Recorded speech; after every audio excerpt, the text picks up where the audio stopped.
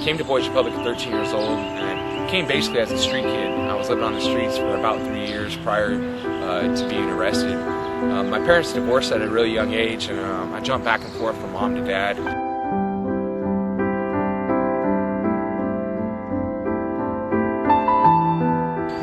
Eventually, I started using drugs, hanging out with the wrong peers, and dropped out of school.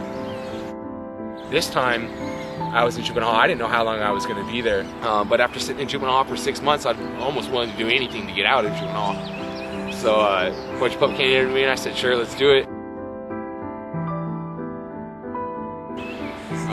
After getting here, and seeing the campus and everything, it was something that I never really expected. And to me, it looks like a college campus or a park. But when I got to Boys Republic, it was a little different because basically all the staff were asking me to do was kind of take a look at my life and figure out some things that I wasn't comfortable with and some things that I would like to do with my life. And they told me, if you can pick and choose a direction in your life, it will help you get there as long as you're committed in doing so. I saw him as a kid who, on whom that kind of thing had a big effect. And when he came to placement, he was more or less ready to do what he needed to do and perform the way he needed to perform in order to go forth in the program and go forth with his life. He was one of the first kids that we sent off to Chico State University.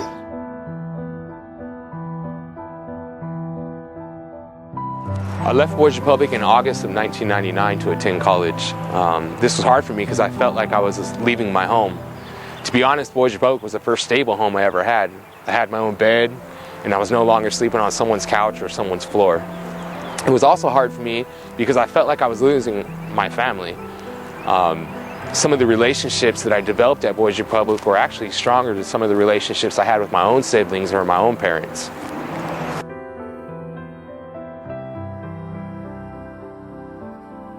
When I came back to Boys Republic for an internship, it was really odd to walk into a cottage as an adult and sit in the same group settings I did as I was a child, and now I'm facilitating these groups.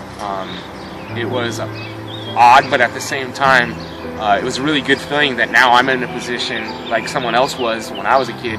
Now I'm in a position to help these kids work through their issues. And I began to see the same things that the staff must have seen in me, the potential that each one of these kids have.